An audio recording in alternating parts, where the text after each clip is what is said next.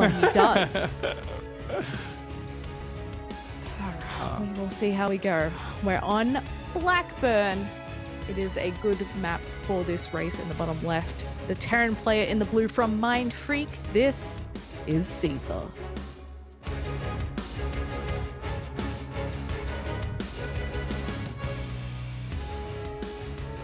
And his opponent in the bottom right side of the map. The madman, the legend, the freak. It's MeomaikA.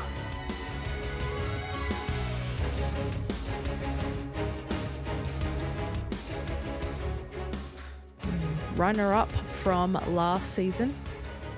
Probably his deepest run ever in a Premier tournament up until that point.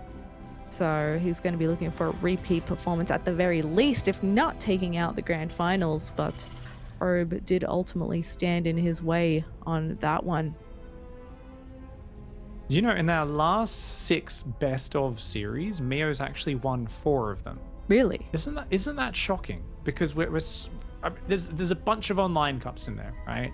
There is a bunch of online cups with not as much weighting. Whereas I think because we focus so much, of course, on these big DreamHack Masters events, and you see, like, you go back to the previous few, and there's, like, you know, obviously he won last one, but before that it was Seither in all of the big tournaments. But recently Meo has seemed to have his number, especially in best of 3 series.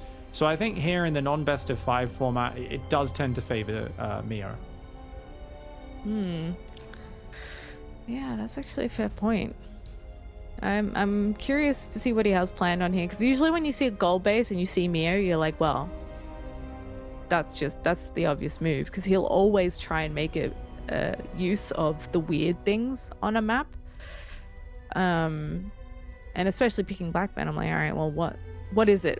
What are you going to throw out here? You must have a plan of some sort. But yeah, if you haven't watched Meo before, by the way, guys, it's normal to see him go pull first, which is why we didn't really remark on it there in the early stages. Bit of a bizarre opening though from Seither, right? With the multiple Reapers coming out very early. So this is a very interesting opening. Is it just 3 Reapers that he stopped at? 2 barracks, like a TVT opening.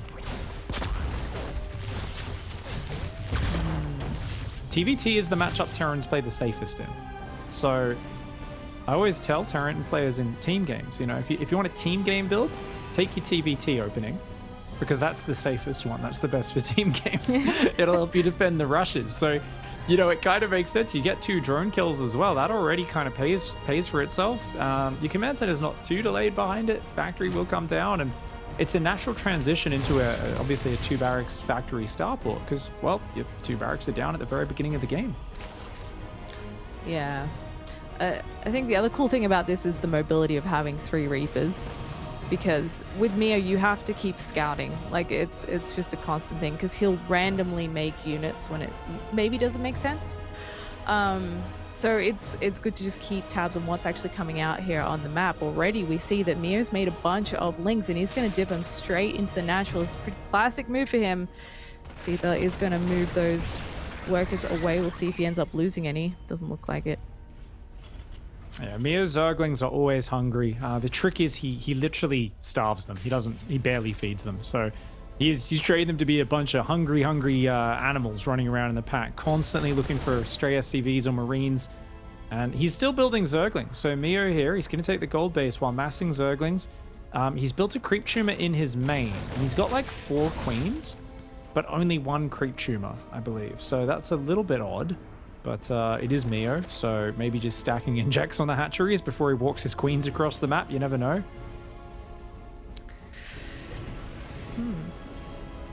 And those Reapers going to remain active here as the Lings dip in. Once again, there is a bunker, but it's only got 1 friend inside. So he has to pull off the mining there for just a moment once again. And just keeping tabs on what his opponent's doing here. He's going to try and leap into the main base again and just have a look, check what the tech is looking like. You'll see that there's really not too much to note just yet. Ooh, good damage. Ooh. This is going to be at least 3 or 4 workers here, and yeah, even more. Drones turning to fight, but way outgunned by those Reapers. 5 drones. Those Reapers got 2 in the early game. help defend the Zerglings, and another 5. That is fantastic. 7 kills in total. And Seither up in the workers, and Meo's still mixing in Zerglings and drones. So he's got a ton of Ling Bane available. He's got very early 1-1 upgrades, but Lair exceptionally late. Very little creep spread. No drones on the gold base just yet.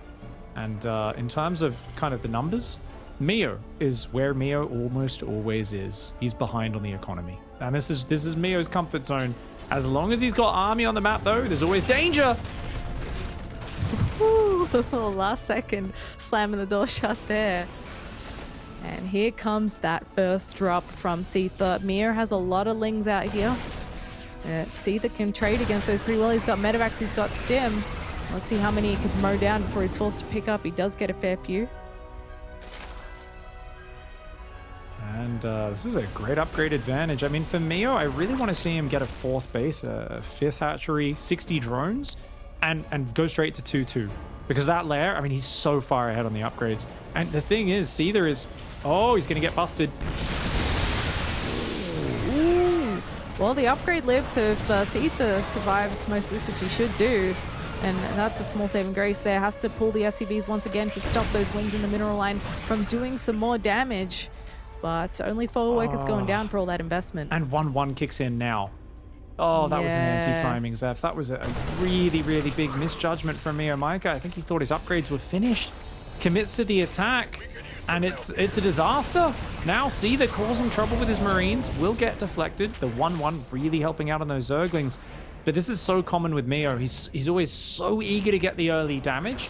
And Seither walls off and builds tanks and Marines and walls every single time he plays Meo. He always takes extra safety precautions. It really feels like if Meo could just feint with the Zerglings a bit and then drone up, he would be able to get ahead pretty consistently versus Seither because he plays so safe. But in this scenario, he's got an upgrade lead. But Meo's going to need to do heavy lifting, just numbers-wise. He's already down 18 army supply. He's still down 5 workers. And to catch up from here, it really relies on Seither leaving a hole in the wall open and letting them in. And I mean, this is a very similar matchup to what we see with Meo usually. I mean, he's basically, his strategies in this matchup are based on the Terran leaving and opening and letting him in. And he's looking for that mistake always. But Seither has played thousands of games against aggressive Zergs, and he's probably played 200 or more versus MeomaikA. And at this point, he is always on high alert, ready to make sure he doesn't take that damage. And the way he's just committing with these drops, this is so low commitment. He knows there's no mutas on the field. This is a low-risk maneuver. At home, he gets to leave his wall up, leave his tank sieged without really committing to it. Now he sees the gold bases out there. We talk about that gold base being a trap. You take that, it gives the Terran an amazing siege location behind it. This is really bad for Meo. It really is. I mean, look at that production tab. Yeah, he's getting 2-2, but he doesn't even have Bane speed big, and he's got to somehow clear up this Terran army that's going to park itself right here. That base is just dead. Like, there's no way he can save that. He'll be off creep, and he'll be pure Ling. And this is what I mean by Meo sometimes playing mono battles here. He's just picked one unit, and he's like, all right, this is all I need for the next 9 minutes. Now we're starting to see some of those Banelings come in again.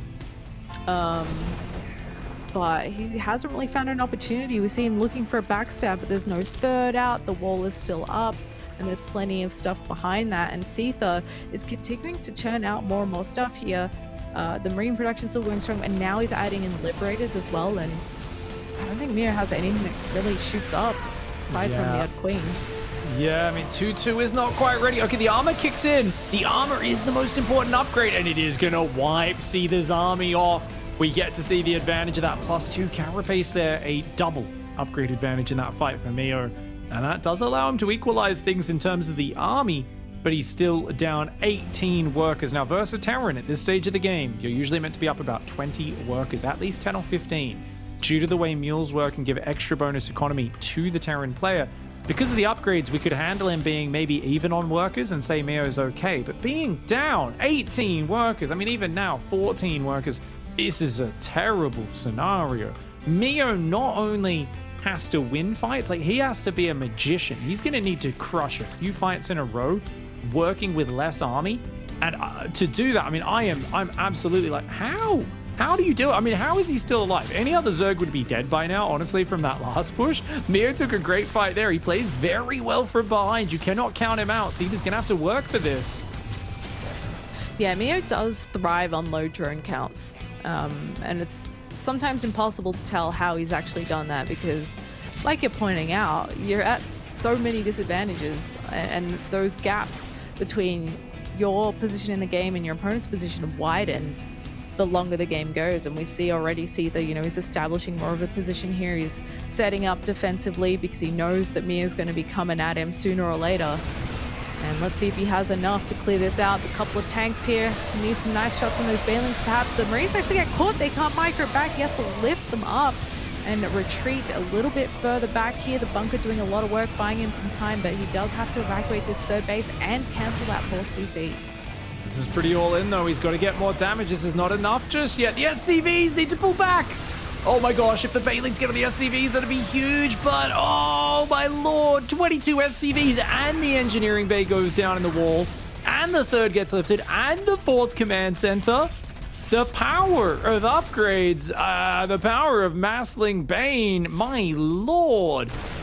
Mio. That is absolutely wild, and he's only down about 8 workers now. I mean, yeah, it's still not game-winning by any means. He's still down 25 army supply. I just don't know how he makes it this close. He plays from such a deficit. He's a mastermind of micro and engagements, but definitely, I think, does need to get into a better position, and he's trying to recover that economy now, use this momentum. Creep spread's being pushed back a lot in this map. Hive is now starting up. But Mio playing from so far down in the supply, it's going to be a real slog to get back in this. Yeah, love the addition of those mines for sure coming into that Terran force and getting that +3 attack. That'll definitely make a big difference once that kicks in and he can continue to trade more efficiently against Mio. Doesn't look like he's actually started rebuilding a fourth CC yet, but he is just building that force back up to something that he can work with. And I wonder, as Seither here, do you just sit back and let Mio run at you, or do you actually need to get out here and start trying to do some more damage to him? I mean, the drops have done so good all game. Just keep dropping as your upgrades actually potentially overtake Mio now. Obviously, the Hive being a big obstacle for the Zerg. Keep doing little drops and wait for max. I think it's a you know, absolute great plan. He's also got triple Widow Mine production. So honestly, as Seither, yeah, you just need an extra command. And as long as you keep unlocking extra mineral items, I mean, your income's just going to be higher. Mio doesn't have that big a work account. And if you can get a few extra barracks with tech labs up, Marauders plus Widow Mines, we know how that goes against Lingbane. It also prepares you for the Ultra transition as well. So yeah, 3 more barracks going down. Seither's just saying, look, as long as I get all the pieces for a late game, there's nothing you can do. Oh, actually, you got a pretty good hit on the left there. I was going to say that wasn't too good off creep. Still nothing major, but it looks like he's perhaps going to continue trying to run these groupslings in. The fourth base has now landed, and that gives him another spot to try and attack into as he himself moves towards his own +3 melee upgrade. And let's see where this medevac ends up. Got a couple of mines to drop at the goal. Once again, it's funny that it's almost 14 minutes of the game and he's still not really managed to clean that base up just because it's so hard to mine from. Yep, he lost it earlier on and has rebuilt it. Now losing drones to the Widow Mines. The Liberator Harass has done a lot of damage as well. Mio's economy. And the thing is, he doesn't even replace the drones. Most players, the moment they're taking damage, most Zerg's instinct is to hold down the drone key. Mio is like, oh, cool, more supply for Zerglings. Yeah. I'm not so sure about that, dude. Like, you've got 45 workers here 15 minutes into the game. Not only that, Carapace is objectively the more important upgrade against Terran. He always goes melee first because he's MeomaikA and he's a little bit wild. He's got that scientific mindset where he sees, you know, he gets some of the terrazine gas and looks into the other, apparently, because he sees things we don't. Oh, we don't mind spreads here. That's a lot of Lingbane. That is an insane amount of Lingbane. This is Mio in a nutshell. Seither does have a bit of army left, but he's going to be lifting bases left, right, and center. These tanks need some good hits on those Banelings. Oh, they're going straight into the natural He's shooting base. his own barracks. He targeted his own barracks with the tanks. Seither, with a big mistake at the end of that, made it a little more exciting than it otherwise would have been. Oh, but Mio there, a bit of a last-ditch all-in. Does not find the money heads. Yeah. What a finish, though. Goes out with a bang. Mia's just so much fun to watch, guys. I really hope that you enjoy his games as much as we do. Seither probably doesn't enjoy them quite so much, but you know, does come out on top in the end there. And that looks like a lot of the games that he plays against Mia, where the name of the game is just weather the storm. That's all you gotta do, because eventually Mia can sometimes end himself in a game just because he's throwing so much at you and not getting a lot of value. But we do have to give credit to see this harassment there as well. Well, the funny thing is, yeah, a lot of the times the Terran, yeah, I got to stop the Zerg getting big. I got to stop their economy getting out of control. I got to get in there and do the damage. But in that game, I think more than anything, it's just survive. Let Mio take care of himself on your defenses, because he will inevitably do it. And Seither has figured this out as the formula to taking down Mio. It's like, just always have defensive setups. Always keep your tanks not out front, but on the high ground, behind a ledge, behind a wall off. Never move them from that location all game, because Mio will attack into your natural, your third, your fourth repeatedly. So like anytime you can get tanks on a high ground, bunkers surrounded by buildings filled with Marines, like these things pay dividends. We saw the Widow Mine spread across all of his bases. How often does a Terran keep their Widow Mines that well spread on their bases defensively? I bet you Seither doesn't do that versus anybody else. It's only when they're being aggressive they would have every Widow Mine spread, but he's like, well, I know Mio will attack in here at some point. There'll be no warning, and then there'll be 1,000 Lings and Banes running in. And we saw some massive Widow Mine hits. Yeah, for sure. Got a lot of value for money there. So that does it for our first game, but the second one is right around the corner. Once again, we're going to take a short break, and when we come back, we'll have map number 2.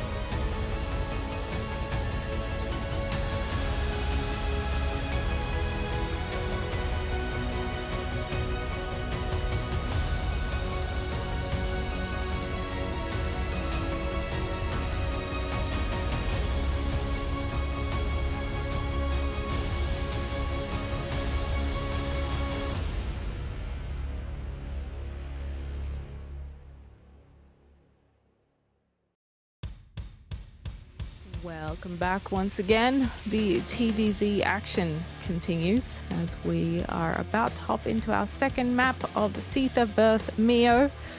So far, unfortunately for Meo, it's looking like a bit of a repeat of previous matches that we've watched between these two, but as we've seen, he has a lot of tricks up his sleeve. He somehow works a lot of magic on low drone counts, so time will tell if he can find a point here to stay alive in this best of 3.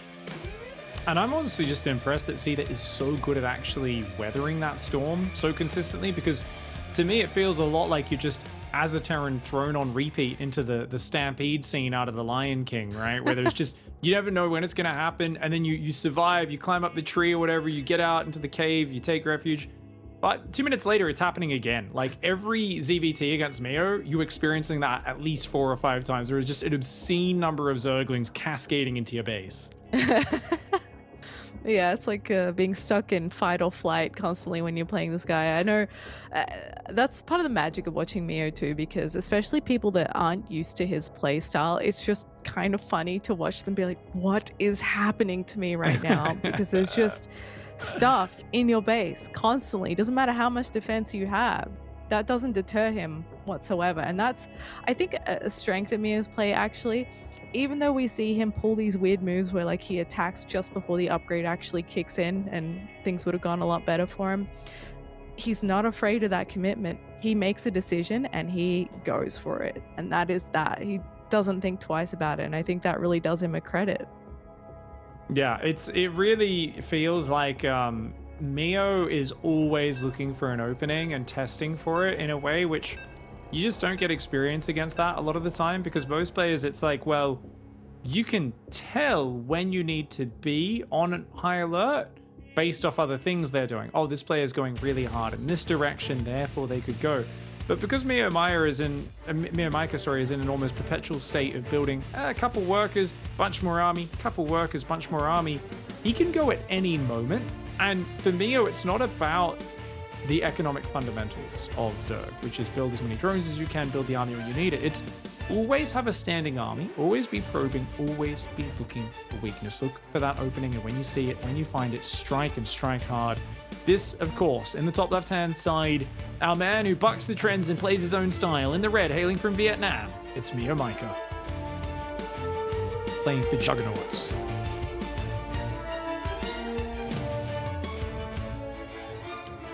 His Aussie opponent in the bottom right, representing Mind Freak, looking to close this out. This is Seither.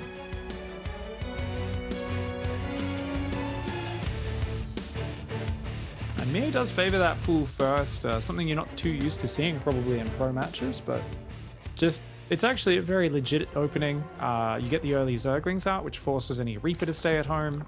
The Queen can, of course, defend as well. And it does give you a few different aggressive openings with things like an early Roach Warren that can come out. Only puts you about half a drone behind against a hatch first, and I think it's a very nice way to stay safe as well against things like the proxy barracks, which of course Razzo brought out just before against Risky. I don't think Meo ever goes down to a proxy barracks. I don't think I've ever even seen anyone try. It just doesn't make sense. You'd have to be crazy too. Not in the tournament, that's for sure. Maybe some poor soul on the ladder who doesn't know who he's playing against. Yeah, that's the prerequisite. If they don't know Meo, sure.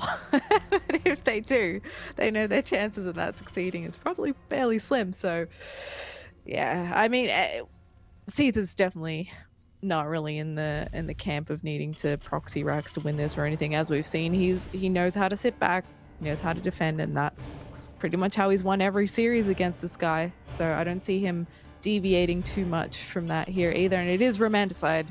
So that's the base where 3 bases are not too bad to defend. Hey. No, not at all. Second Marine was delayed a little, and Bunker goes down now as well. So Seither rather cautious. Did he skip scouting entirely, Seither? Yeah, I mean, he checked the nat, but he didn't go any further than that. Right, so he's got the SCV that'll check for the third.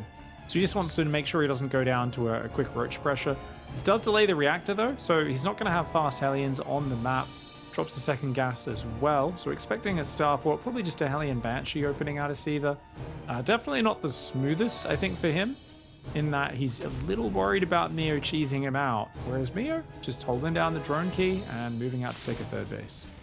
Yeah, and this is the cool thing when you're such a hyper aggressive player at times. Your opponents have to play cautiously because they just can't risk the one scenario where they're like, oh, actually I'm going to go full greed, and that's the one where they get cheese, 'cause that's just how life works. So yeah, can't blame Seither for playing this way, but it does work for Meo, because Meo, strangely enough, the last few times that we've seen him play, as much as we talk up all this aggression and low drone count stuff, he has these moments where he's like, actually this game I'm going to have 90 drones, and they appear out of nowhere too, because he'll always start off like kind of similar 45 to 50 drones, and then you blink and he's just got the most monstrous economy you've ever seen, and he's playing like a normal late game Zerg. So he's quite versatile. Yeah, he's done that a few times in the last couple of seasons where we're like, does he have 110 workers? Like, when did this, what? Like, if you really are just so kind of one-dimensional in countering him by just sitting at home, he can do that. And that's why I see that does stay so active with the medevacs, that, like we said, the kind of low risk. Like, he's never going to just march across the map with a pack of Marines on the ground. Too much chance of them just getting surrounded and going down in a bad fight. But here we go, little 6 Marine, 1 Widow Mine drop. That's always a nice way to do it. Now, the re-racks before 3rd Command Center. Okay, so very, very push-oriented style from Seither. He's going to be trying to potentially attack into Meo. The cool thing is, because it's Meo, this might just be a safety play. He might just delay his 3rd Command Center and see exactly what he can get up with that. Now, the Widow Mine and the Marines coming on in. They're looking pretty all right so far, getting a bunch of denied mining time. Not really microing them too well, Seither, as he loses a few Marines stuck behind each other. Oh, hey, that's nice. Yeah, get some bang for his buck there. And he's got the Hellions sliding in on the other side, making things difficult. Pretty good position. He's going to sizzle as many of those lings as he can before those Hellions get taken out. But Meo does clean that up, but at a cost. 2 queens, so a bunch of lost mining time, and 3 drones there. But he's not too worried about that drone count at the moment, Pig, is he? No, because he has, of course, got this Overlord here. He's looking for the Nidus Worm. There's a Marine looking for it. Oh, Seither sees it. He's got to notice that. It's in vision. Seither, I think he's got multiple tanks, but they're not in the best position. He needs to get that tank behind his production. It's very exposed right now. Seither hasn't noticed this. Hello? Oh, no. Seither. All right, tanks are here. There's not really anything else though, so he's going to have to run the SCVs and repair those tanks too, because he might get right on top of those. Repair. There we go. There's a lot of Marines. He's just got to pull them all up here into the main base, and I think he's okay. The 2 tanks, the 3 barracks production means he's got a lot more units there, and he's just got to survive, of course. Loses 10 SCVs. He's still up 3 workers, and with the mules dropping, remember, that's way better for him than it is for Meo. But this is by no means game over. You've done a little bit of damage. You've still got the Nidus up. You're denying a lot of mining. You've shut down the drop on your side of the map. Meo looking like he's achieved some things. He's adding like 1 or 2 drones and still a lot of Zerglings behind this. So as always, you know, we look at that production tab to figure out, is he going to transition or is he going to keep going aggressive? Remember, this is MeomaikA. He's going to do a bit of this, a bit of that. He's not going to kind of go all in one direction. Gets a tank for one Ravager. That's a great snipe. And he's got way more Lings and Ravagers producing. Yeah, never a dull moment. And Seither's kind of awkward here in his main base. He's sort of stuck in this corner, and if Meo's going to attack the front as well, then it sort of makes this weird Zerg sandwich at the Terran base. But Seither's taking it easy here. He's biding his time. He's going to target down these Ravagers. The Biles go down on the tanks. He does snipe one of them, but there's actually a fair amount of Stim Marines here, so we should be able to clean this up. Yeah, Seither there with the 3 barracks play, an incredibly safe way to play.